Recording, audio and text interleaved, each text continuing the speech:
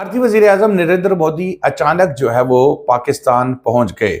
और इसके अलावा उन्होंने जो यहाँ पर पाकिस्तान में वो आए हैं, इस बात की तस्दीक भी की जा रही है सिविल एविएशन की जानिब से। नरेंद्र मोदी जो है वो हाफिजाबाद के अलावा जो है वो चकवाल और जो है वो शेखुपुरा के इलाके में भी गए।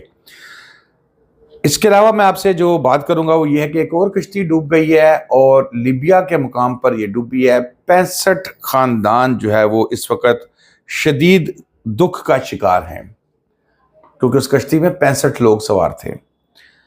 सबसे पहले बात करते हैं भारतीय वजीर आजम नरेंद्र मोदी की, जो अचानक पाकिस्तान पहुंचे और पाकिस्तान के इलाके शेखुपुरा, हाफिजाबाद और फिर चकवाल में रहे। मोदी ने पाकिस्तान की अवाम और हुकूमत के लिए कोई खैर सगाली का पैगाम नहीं छोड़ा। नरेंद्र मोदी 3 रोज़ा दौरे पर जो है वो आए हैं और ये बेसिकली 3 रोज़ा दौरे पर पेरिस जा रहे हैं। और अब सिविल एविएशन वालों ने भी इस बात की तस्दीक की है, क्योंकि मोदी जो है वो नई दिल्ली से पेरिस जा रहे थे और पेरिस जाते हुए पाकिस्तान के जो इलाके हैं, सबसे पहले वो शेखुपुरा से, उसके बाद फिर हाफिजाबाद से और फिर चकवाल से होते हुए वो यहाँ से रवाना हो गया। तकरीबन 41 मिनट तक मोदी का त्यारा जो है वो पाकिस्तान की हदूद में रहा और लाहौर के करीब से जो है वो फ़िज़ाई हदूद में पाकिस्तान की दाखिल हुए थे। और ये जैसे मैंने आपको बताया, चकवाल कोहाट के फ़िज़ाई हदूद से जो है वो होते हुए ये ज़मीन से तकरीबन कोई 34,000 फुट की बुलंदी पर थे और यहाँ से वो पेरिस के लिए जो है वो रवाना हुए। भारतीय एयरफोर्स का बोइंग त्यारा 777 जो है वो पारा चनार की हदूद से अफगान हदूद में जो है वो भी दाखिल हुआ है। इसके अलावा मोदी तकरीबन 41 मिनट तक पाकिस्तान की फ़िज़ाई हदूद में रहे। अफगानिस्तान की फ़िज़ाई हदूद जो है वो आजकल बंद है, जिसकी वजह से किसी भी वज़ीर आज़म को पाकिस्तान की या दूसरे मुल्क की सरहद या फ़िज़ाई जो हदूद है इसको इस्तेमाल करने की इजाज़त होती है। इसकी पेशगी पहले इजाज़त ले ली जाती है।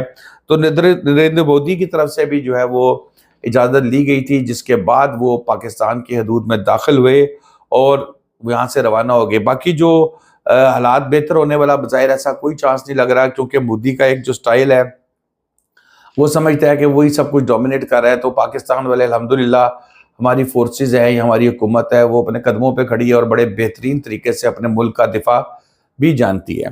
तो वो बज़ाहिर ऐसा लग रहा है कि कोई जल्द इम्कान नहीं है कि इनके दरमियान में कोई अच्छा ताल्लुक होगा। बहरहाल उसने तो अखलाकी जिम्मेदारी भी पूरी नहीं की। जब आप किसी के दूध इस्तेमाल करते हैं तो चलो गुजरते हुए कोई आप हुकूमत के लिए, अवाम के लिए खैर सगाली का पैगाम ही दे दें, लेकिन कमजरफी का मुजाहरा किया जी भारतीय वज़ीर आज़म नरेंद्र मोदी ने, और कोई शुक्रगुजारी या जो है वो पाकिस्तान के अवाम के लिए कोई खैर सगाली का मैसेज नहीं दिया। अब आ जाए जी दूसरी खबर की तरफ। एक और कश्ती जो है वो डूब गई है और इसमें पाकिस्तानियों समेत 65 अफराद शामिल थे।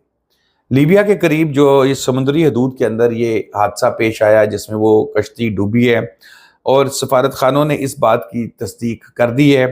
और इसमें एक टीम उन्होंने ये भी भेजी है, जो बताया उन्होंने कि जी बहरी जहाज़ जो है वो उलट गया है, जिसमें पाकिस्तानी भी शामिल थे।